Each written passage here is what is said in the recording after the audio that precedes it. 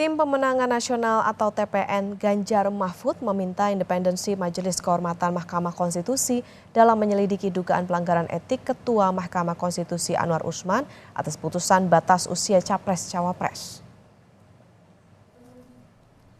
Juru bicara Tim Pemenangan Nasional TPN Ganjar Pranowo Mahfud MD, Tama S. Langkun, meminta Majelis Kehormatan MK dapat bersikap tegas pada Ketua MK Anwar Usman jika memang terbukti ada pelanggaran.